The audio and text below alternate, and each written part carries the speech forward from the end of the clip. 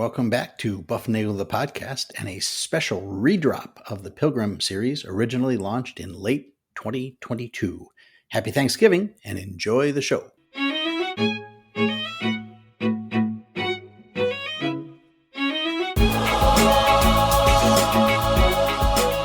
Hi, everybody. Welcome back to Bufnagle the podcast, where we talk about all things good and the pursuit of the adventure of life. I'm Rafe, and I kind of forgot who I was there.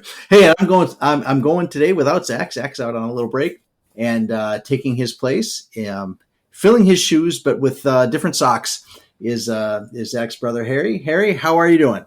I'm doing great. I'm wearing a pair of warm, fuzzy socks right now. It's a little bit cold here. I'm happy to be here, and I'm trying to fill into Zach's shoes, but he probably got some bigger boots to fill. Those are bigger boots. That's right. Warm socks. It is like we skipped. There was this one day about a week ago that winter just came. It just showed up. Winter is just here now. Yeah, autumn's just not a thing, right?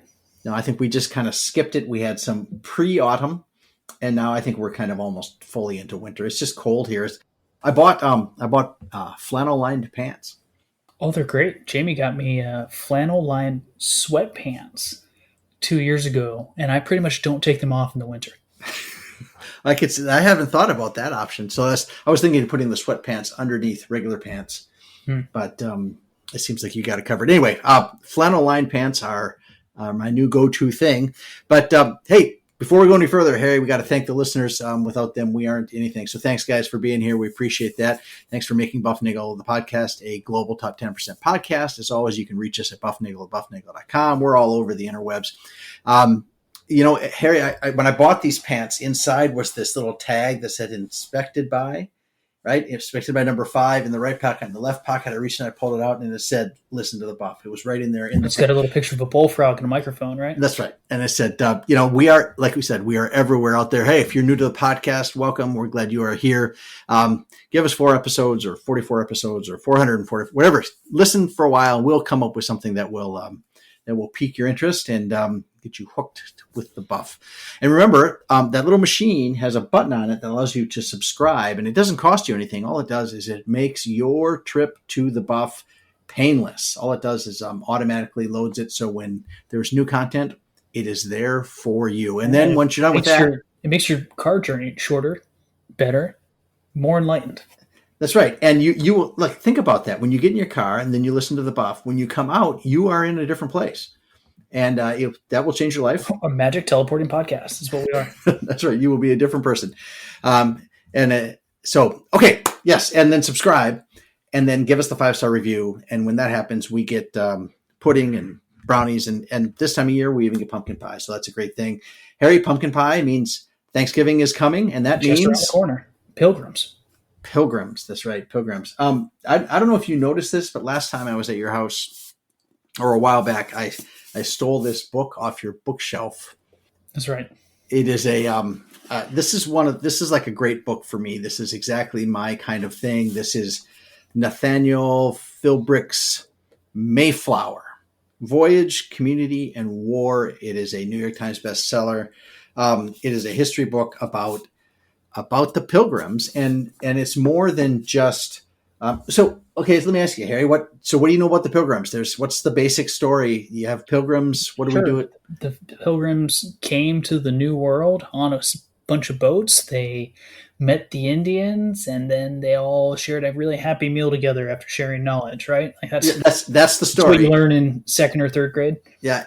Well, you might actually. They came on one ship, but you are ahead of the game because there's another ship involved here at least. And we're going to talk this story. Like I started reading this, and this is a phenomenal book. And I'll tell you why I think it's great, at least as far as I am, which is a good part into it. This book covers the time from before the Pilgrims left the old world and before they came to the new world. It talks about the journey, and then it talks about 60 years after the arrival and how the local politics, both within the Indian tribes and within the Pilgrims and the other settlers that were there, and how it all kind of mishmashed into all sorts of things. But one thing that I thought was that I really appreciated about the way this guy wrote is there's a lot of opportunity in writing the history of exploration. There's a lot of time taken in a lot of books to use that as the idea that the natives were here just living in Eden, and the Europeans came over and destroyed everything. And what it does is it really takes agency away from the natives. And this book is awesome because it is. I think it feels to me like it's fair, straight up the middle. Both sides did things that were stupid. Both sides did things that were great. Both sides sacrificed and put themselves and others at risk. And then there were wars and political things like these. This was a civilization here in the New World.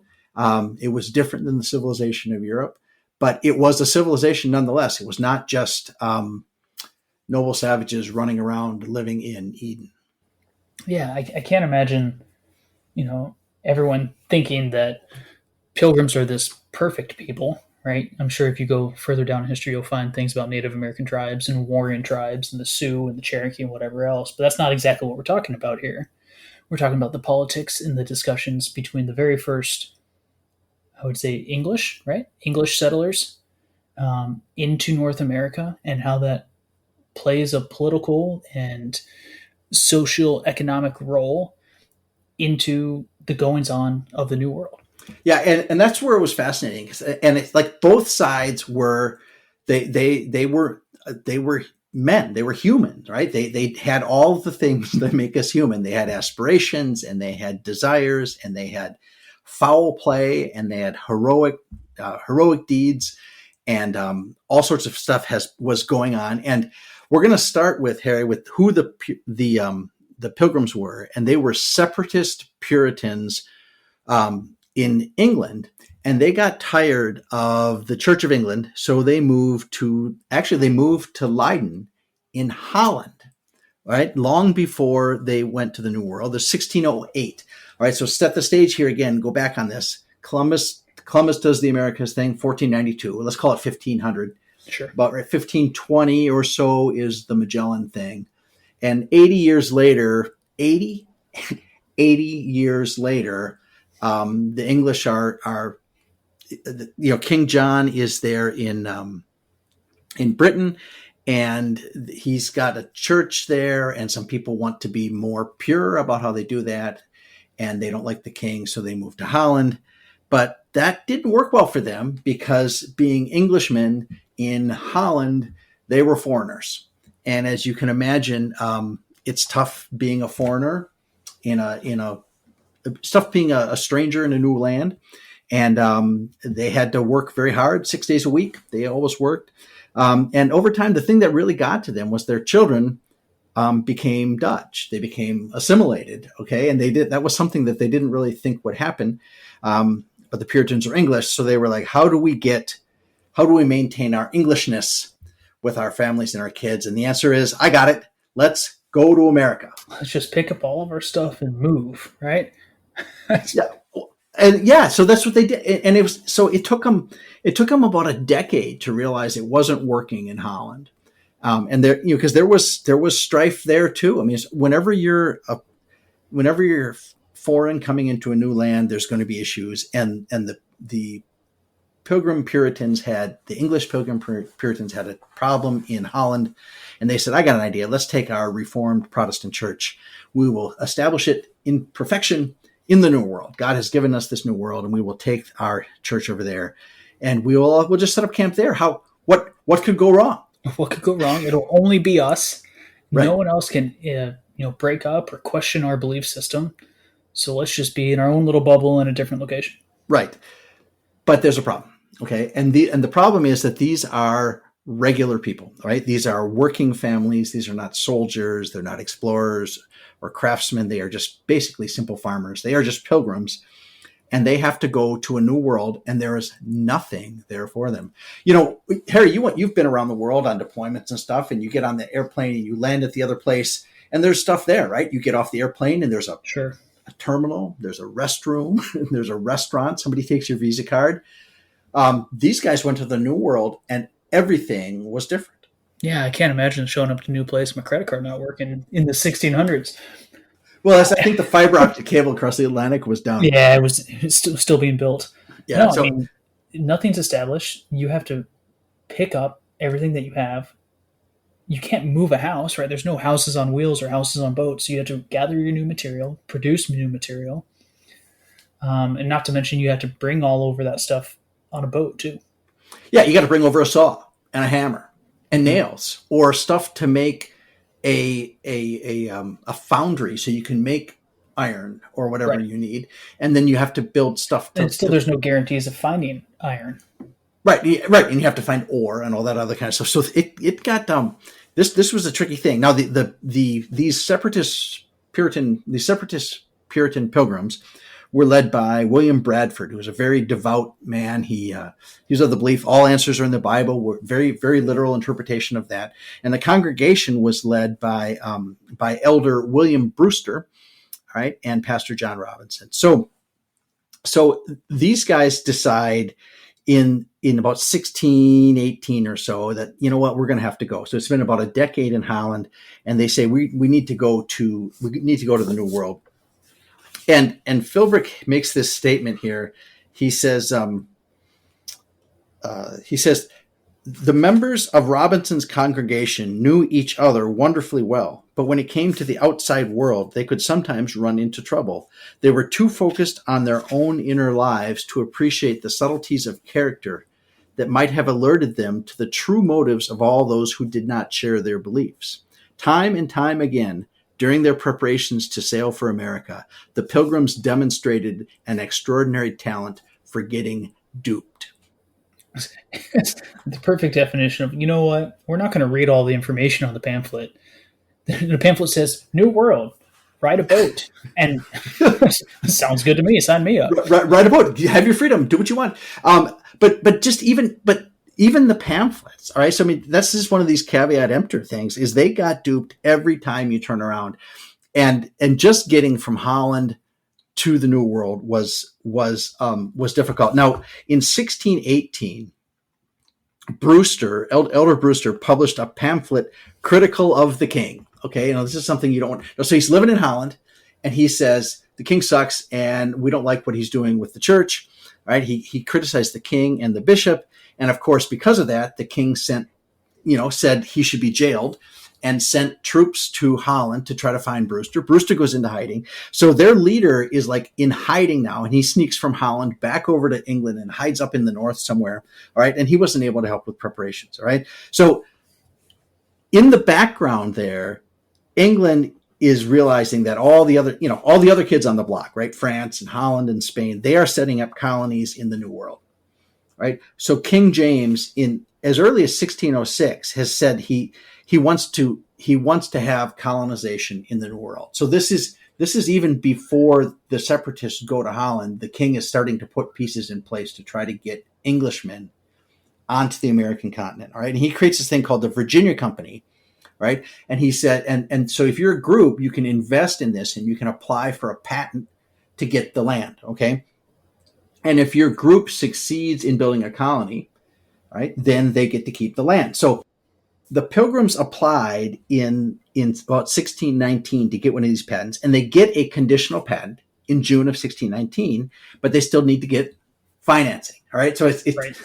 So the farmers who don't really have anything else now have the rights to go get new land if they can pay for it. If they can pay for it, right? As if their berries and flowers are really producing a whole lot for society right now. Right.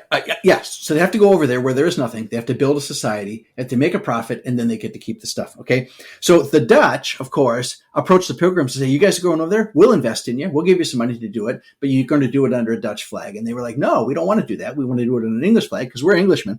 All right. So they turned to this guy named Thomas Weston. Okay. He was an English guy, and he represented an investment group. So he's like venture capital in 1619. Okay. And his group also has a patent. All right. They have a patent for area near the mouth of the Hudson River. That's right. Harry, what is now at the mouth of the Hudson River? Oh, it sounds like New York City, doesn't it? It is New York City. So these guys have this idea, like we're going to set it up here at the mouth of the Hudson. And Weston proposes this joint venture in 1619. And they're like, this sounds like a really great idea. Okay, so spring of 1620. Okay, so 2 years later, right? Yeah, about a year later. Because they get their conditional patent in June of 1619. Okay, now most of the pilgrims. Okay, so you're a group of pilgrims. You're a couple hundred people strong, and people and you're William Bradford guy and Elder Brewster. They say, "Hey, we're going to go to the New World and we're going to set up a church." You would, "Yeah, sounds like a great plan." All right, who wants to go first? And then everybody to step back, and a couple of guys are left forward, right?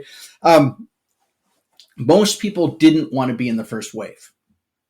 Go figure. Sure. They want things to be established. They want things to be established. They don't want to be building the houses. They want to step off the boat and be in the house. All right. So after the first group had done the heavy lifting, then most of the second wave would come. Okay. So about 125 members of the Puritans, of these separatist Puritans, I'll call the Pilgrims, they were in the first wave. Okay. And the plan for but you still have a church you have to run in Leiden, in Holland. Okay. So you have to keep the community running, and you're going to send this, if it's like a plant, you're sending out a shoot, right? Sure. You're sending a shoot and you're trying to build a new thing, and the other guys are going to come over and then they're going to set it up. So the Pastor Robinson was going to stay in Leiden, but Elder Brewster would be the religious guy in America, and Bradford, the leader, he was like, "Okay, we're ready to go. We're bringing Brewster over here to be the religious guy. Robinson's going to stay in Leiden." And again, what could go wrong? Okay. All right. So this Weston guy, okay, remember Weston's a venture capital. He says, "Okay, here's the deal. Here's what we're going to do. So you guys go over there and you will work 4 days per week for the company, and 2 days a week you can work for the Pilgrims." So it's this 4-2 split, depending upon how much money was put in there. And if they're funding the operation, you're going to have to work for them. And I don't really know how you do this when you're farming. It was like, well, I'll hoe your fields 4 days a week, and I'll hoe my. We'll water these fields for 4 days and water the other ones for 2. Well, but but I think the idea was it was pretty much a 2-to-1 thing. All right, it was 2/3, 1/3. Sure. And it probably comes down to profits. But as far as working goes, that's how it comes out, 4-2. Okay. But then Weston turns around and he goes, no. Remember the 4-2 thing? Forget it. That's off the table. We want you to work 6 days a week for the company. Okay. So this is happening over in England, where he's making the plans, and somebody for the Pilgrims says, "Yeah, okay, that sounds like a great idea." So this guy has committed for the Pilgrims to work 6 days a week for the company. And of course, you can't work the 7th day. You got to rest, right? You got to do that. All right. So without the community's approval, he approves Weston's plan. Okay. So June 1620, the group discovers that Weston, who was supposed to get a boat to take the group to America, didn't do it. Okay, it was like, "Hey, Weston, you got the boat?" He was like, "Oh, that was I didn't know that was on my list." All right. Well, I'm paying for the whole trip. Sorry, I forgot the boat. I'm paying for the trip, and I'm supposed to get a boat. So he runs around London trying to find a boat. Okay, and I guess you could do this at the time. You walk down to the boat landing pier? area, the pier, the harbor, and you say, "Hey, I'm looking for passage to America." And they were like, "Well, how many people do you want to take? What do you want to, when do you want to go? How long, what kind of money you got?" All right. So Weston's looking for a boat in London, and the Pilgrims are like, "Oh, great, we don't have a boat." So they start looking for a boat over in Leiden, which is in Holland. Okay. Yeah. Right. So Weston at this point also mentions that there are some people in his group that want to share the colonies with the Pilgrims. All right, so Weston. See, at this point, the Pilgrims have lost pretty much all basis for whatever they were originally going for. Right. Yeah. So Weston is going to make them work 6 days a week. He's going to put like infiltrators in their ranks. All right. They end up calling them the strangers. These other guys, they call them the strangers. Okay. So they're going to. These non-separatists were affectionately called these strangers. Okay. So the Pilgrims in Holland purchase the Speedwell. It's a boat called the Speedwell. Okay. And they hire a crew, and the crew says, "Oh, well, if you want to go to America in this boat, you need to put bigger masts on this boat." All right. And the captain goes, "Oh yeah, because we got to go. I mean, it's a long way. It's a big ocean. They have sea monsters. The ocean, the bigger the sail. Yeah. Right. So you need big masts on there. Okay. So they contract to put new masts on the boat. Now it's like July. Right. By the time July 1620 hits, these guys are ready to leave Holland for Southampton, which is on the southern coast of Britain. And I told Harry to make sure he had a map open on his little computer Southampton screen. is like mid southern southwest of London.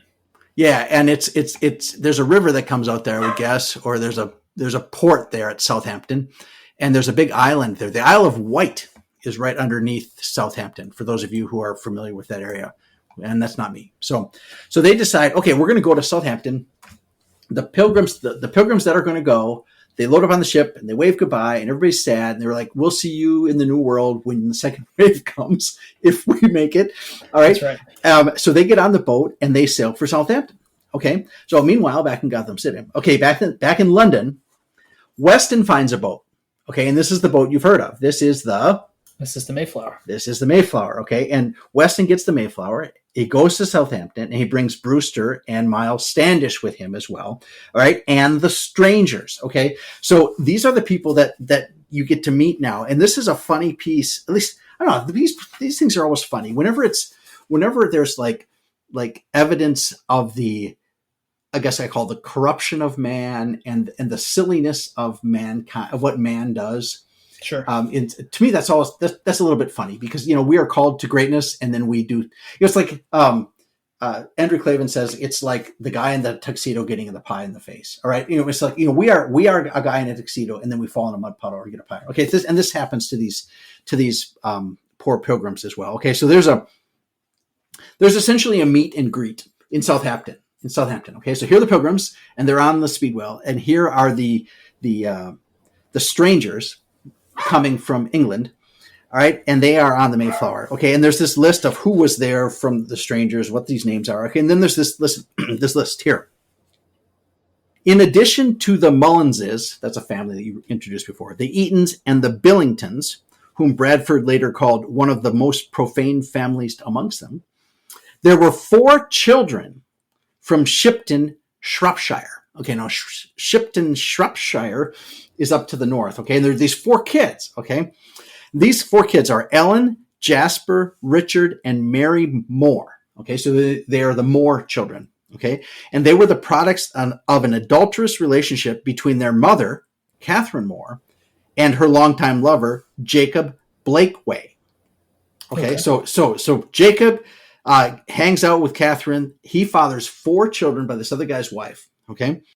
When Catherine's husband, Samuel Moore, an aristocrat who spent most of his time in London, belatedly realized that his children were not his own.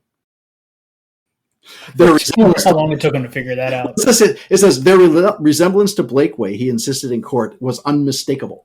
Okay. So he finds out that she's been hanging out with Blakeway, and he divorces his wife and he takes custody of the children. So he was like, so they're not even his kids, but he divorces the wife, and the guy gets left. So she's hanging out with him. Then I guess he takes the children and he says,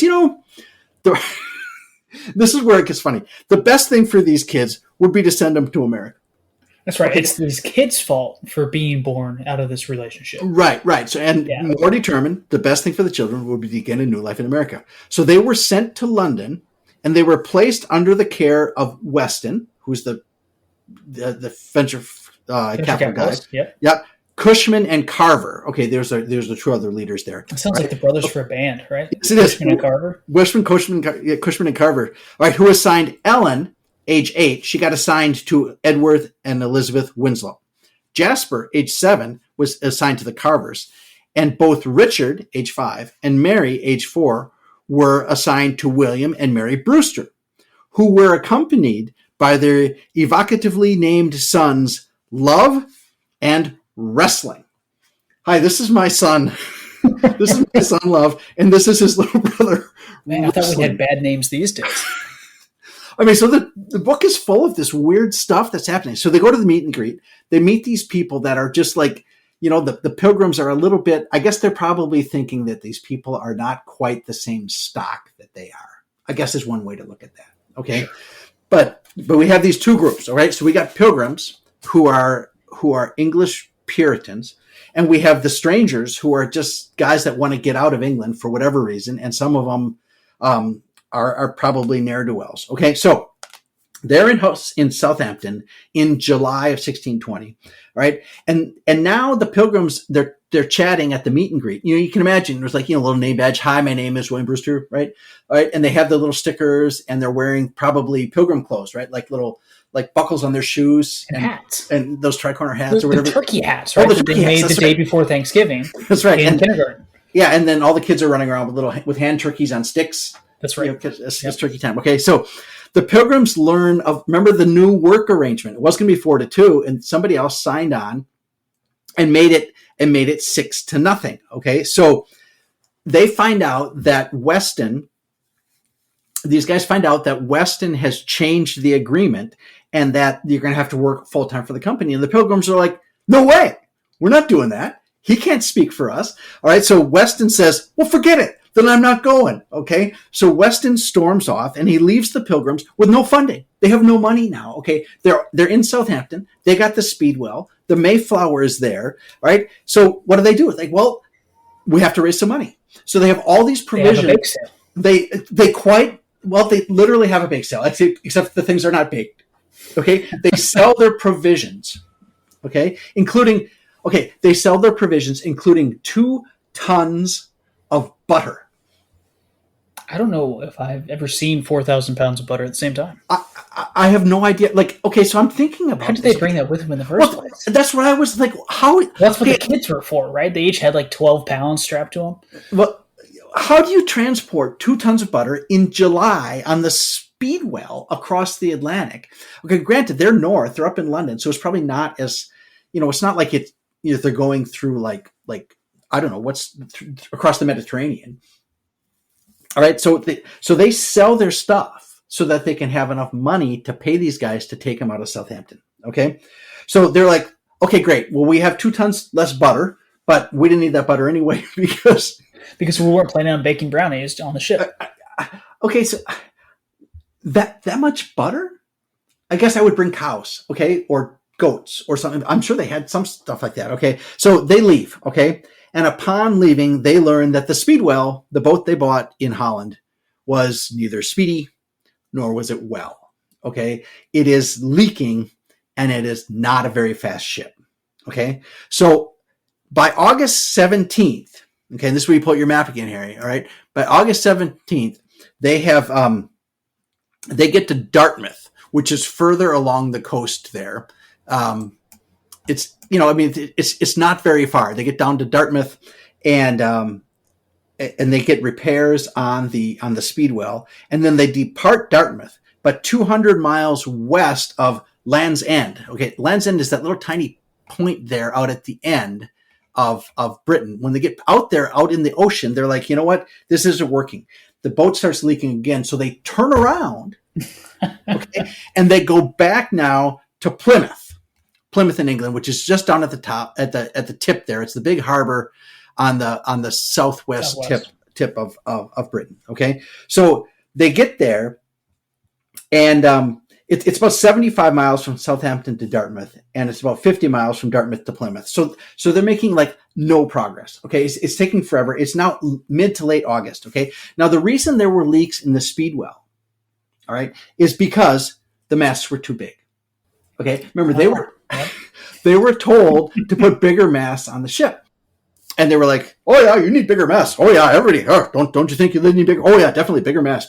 So they pay to put bigger masts on the ship. And what happens when the mast is on the ship? I'm sure if Craig, you're listening here, correct me if I'm wrong here. When the mast is really big, when it pushes over, it strains the ship, and the boards tend to open up on one. They get compressed on one side, the hull. Yeah. And it gets opened up on the other side. Okay. And what happens is too much sail then causes the ship to leak. Okay. The mast torques the ship and causes the boards to separate. Okay. That's in the water. So Speedwell's master, Mr. Reynolds, apparently did this on purpose. All right. He drove the ship too hard with the big sails and the big mast. All right. Because he was prompted by the Dutch to slow the Pilgrims' progress to America, because the Dutch were they're always in competition, right, with France and Spain and England, right? And the Dutch didn't want the English to get over to America because they wanted the Hudson River area, all right? And It's for a real estate. And it's going for what, $5 million a condo right now? There's a lot of money to be had there in Manhattan. New York used to be New Amsterdam. Okay. Right. Yeah. Right. So the Dutch used to have that. And so this was successful. Okay. So this is one of these things that, okay, so they're not even out of England yet. And they're already being screwed over by people in the other countries. Okay. Had the master of the Speedwell simply reduced the sail, like not put as much sail up there, not cut it as hard. All right. Then they would not have leaked. But Reynolds knew that he could make these leaks, and they would have to turn around and go back. So they turn around, they go back to Plymouth, right? And in September, they're like, you know what? Forget this Speedwell thing. We're going all in on the Mayflower. Okay, so now there's not room for all of them on the Mayflower. Okay, so they leave some people behind. Okay, so the Pilgrims, they've been living on these ships now. Remember, they left Leiden in like June, July timeframe, midsummer. It's now September. Okay, they've been living on this ship since July, and they've been eating the provisions, and they're getting, they're eating up. They didn't have to eat any butter, right? Well, yeah, they got rid of butter, so they couldn't fry anything. So and there's other things that happen. They find out that they paid for 70 pounds of cornmeal, and they open it up, and it's half bricks or something like. There are things like they got screwed over and over and over and over again on this journey. Okay. So a number of them bail out. Okay. So when the Pilgrims eventually get on the Mayflower, when they finally leave, only 50 of the 102 people on board are actually Pilgrims.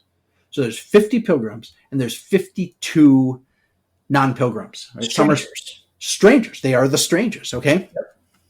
All right. So they're sailing in September now to the New World. It takes 2 months to get there. It's 60 days on this boat. All right. And if you zoom in on your map here, you can like if you've seen, like, you got to imagine the winds are westerly the whole way across there. So they're sailing into headwinds, and you can sail into a headwind, but you do it at an angle. You go this way and then you tack, and you go this way and then you tack and go this way. Okay. So, all right. And there was a time where there was this really heavy gale. Okay. A really big windstorm. Okay. So you get these you've seen these waves out on the Atlantic. Yep. These are massive. And this little Mayflower is bobbing up and down in this thing. And the ship's captain had to do this thing called, he had to lie a hull. Okay. Now I had to look this up. I had no idea what lying a hull was. So lying a hull is a controversial method of weathering a storm. Right? Sure. Executed by downing all the sails, battening the hatches, and locking the tiller to leeward so the boat tries to point windward, but that's balanced by the wind and the waves. So the idea is you just float in this way that kind of sits you in the waves, and it stays the ship should stay relatively calm. You're not like in between two waves at the same time. I think that's the plan. Now, Craig, I'm sure we're going to have him on this, and he's going to say, oh, yeah, I don't know, when you lie a hull, you're supposed to do this or that, the other thing. Or it's like, he'll tell me about how his aircraft carrier did lie to hull. Sure, because we've got 400 years of experience. That's right. Well, okay. So here's the little passage about lying a hull. And this is an interesting, because this was not an easy task for them to do this, to get over there. Okay. So, okay, so these are bad winds, okay, and they have to lie hull. And in 1957, somebody made a replica Mayflower, and they tried to make the sailing passage, and they ran into really fierce winds, and they were like, I know what we'll do. We'll just lie a hull. And they were like, it was the greatest thing we've ever done. And they did it exactly like the Mayflower did back in 1620. Okay, so, but this is from the book. Now I'm going to read it. It's a relatively lengthy passage, but to me, this is phenomenal. In the fall of 1620, the Mayflower's ability to steady herself in a gale produced the most deceptive tranquility for a young indentured servant named John Holland. As the Mayflower lay ahull, Holland apparently grew restless down below, because they lived like underneath the ship in this little 4 foot tall, right? He saw no reason why he could not venture out of the fetid depths of the between decks for just a moment. After more than a month as a passenger ship, the Mayflower was no longer a sweet ship, and Holland wanted some air. So he climbed a ladder to one of the hatches and stepped out onto the deck. Holland was from the inward town of Fenstanton, Huntingdonshire, and he quickly discovered that the deck of a tempest-tossed ship was no place for a landsman. Even if the ship had found her own still point, the gale continued to rage with astonishing violence around her. The shriek of the wind through the rope rigging was terrifying, as with the sight of all those towering, flume-specked waves. The Mayflower suddenly lurched leeward. Holland staggered to the ship's rail and tumbled into the sea. That should have been the end of him, but dangling over the side and trailing behind the ship was the topsail halyard, the rope used to raise and lower the upper sail. Holland was in his mid-20s and strong, and when his hand found the halyard, he gripped the rope with such feral desperation that even though he was pulled down more than 10 feet below the surface, he never let go. Several sailors took up the halyard and hauled Holland back in, finally snagging him with a boat hook and dragging him up onto the deck.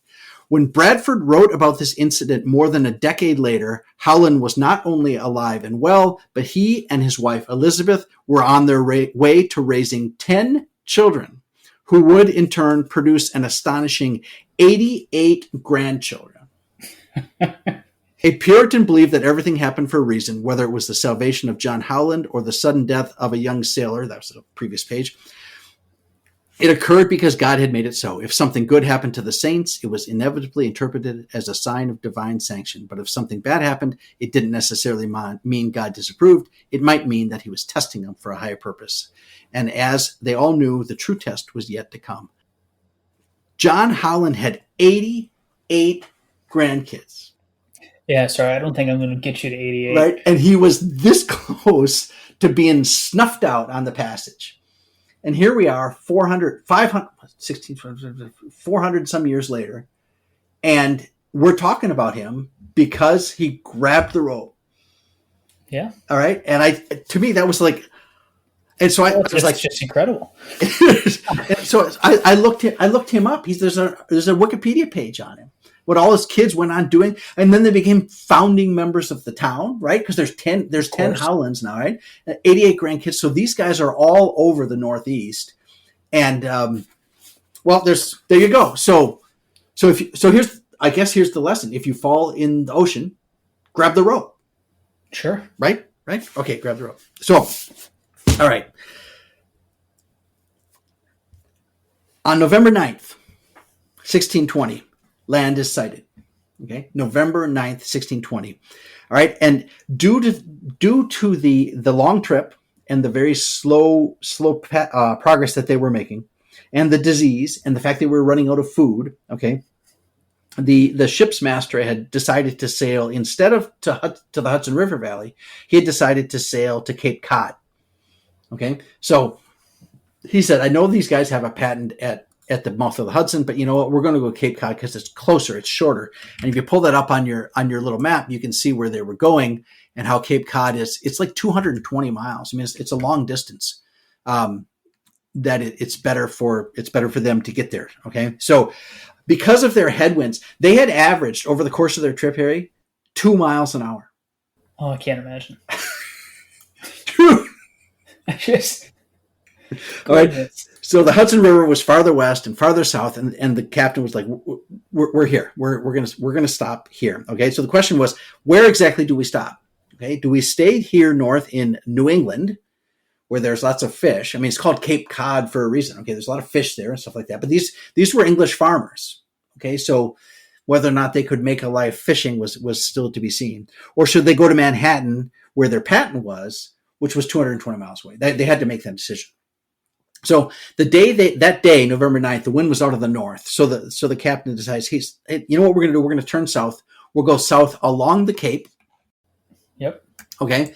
We'll go south here, down along the Cape. And for those of you who may not know, like I always think Cape Cod looks like this, like a bodybuilder holding, like making a biceps muscle like this. Yep. Right. Does that show up for you in the camera, Harry, or does it should be like this?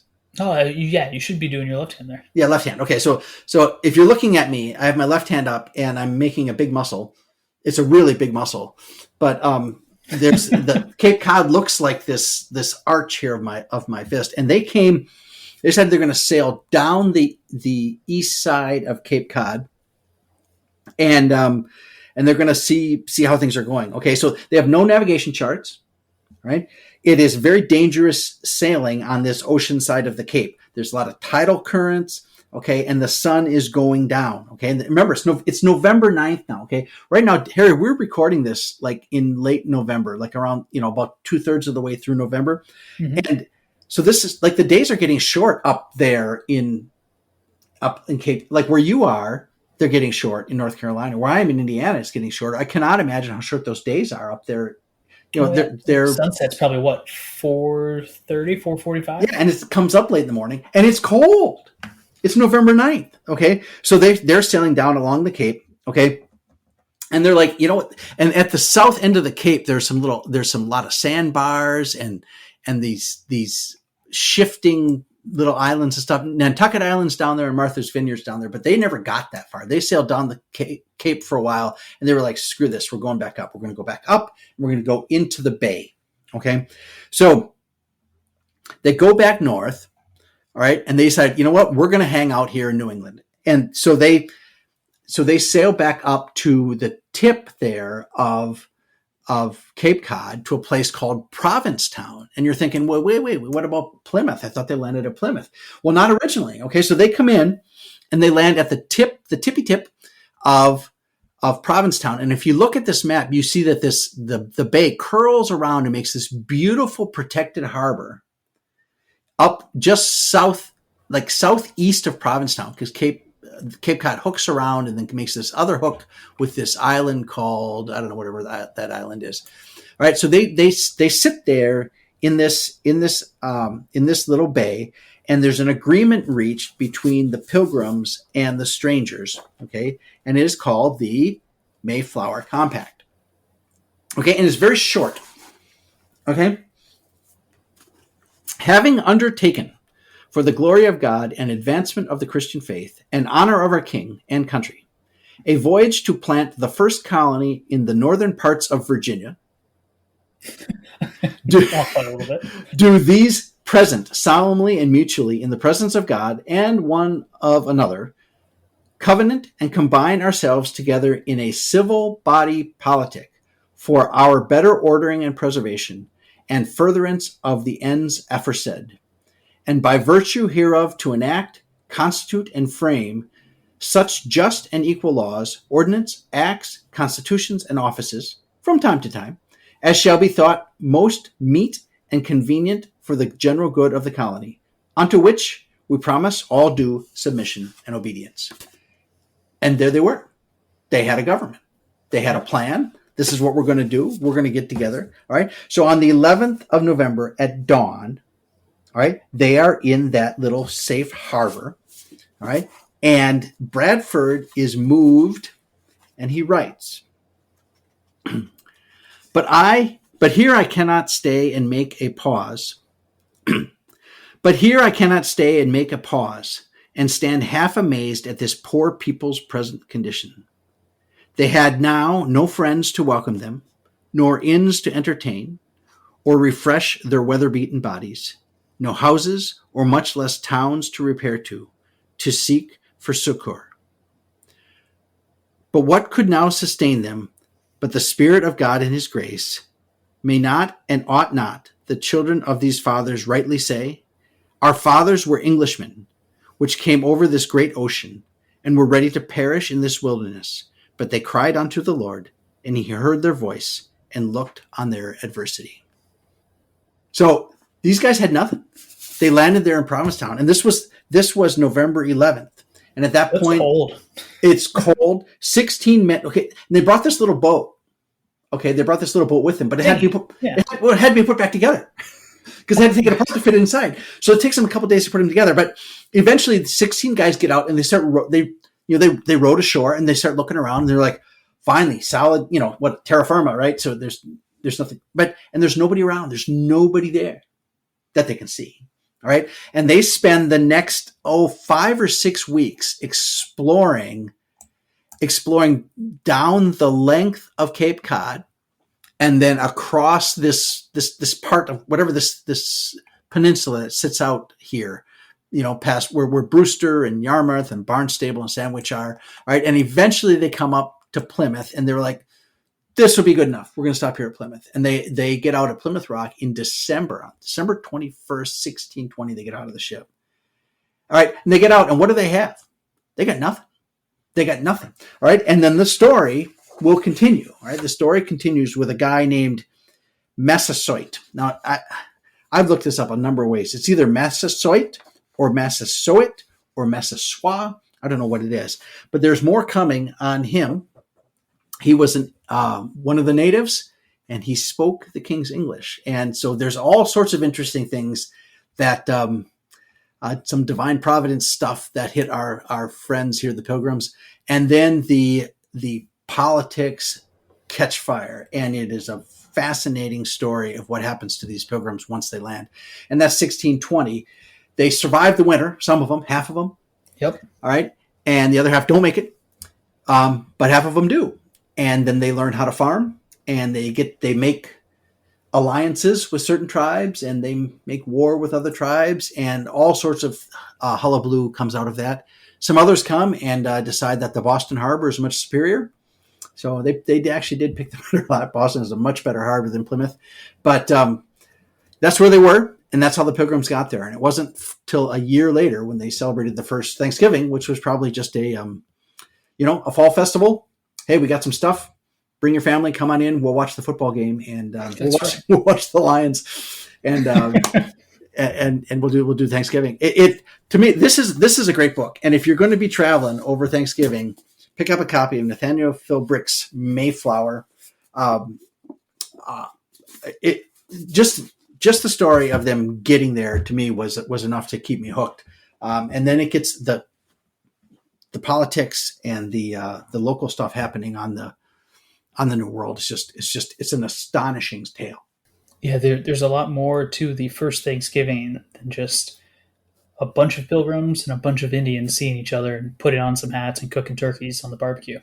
Yeah, it's a real, but it's a human story. That's right. It's a real human endeavor, and men were called to explore and create and go and do great things, and that's what they did. And they were lucky enough that on the backside there was some help for them. There was some helpful, and there were also people trying to sabotage them. I mean, so it was, because they were all men, right? They were all human beings doing what men do, and or doing what man does. I guess I'll say it that way. It's a wonderful story, and it's a fundamental piece of America. And I was stunned at how little I knew about that. I knew they didn't come right from England, but I didn't really know the idea that they went to Holland and then came back across, and then they got screwed over all along the way.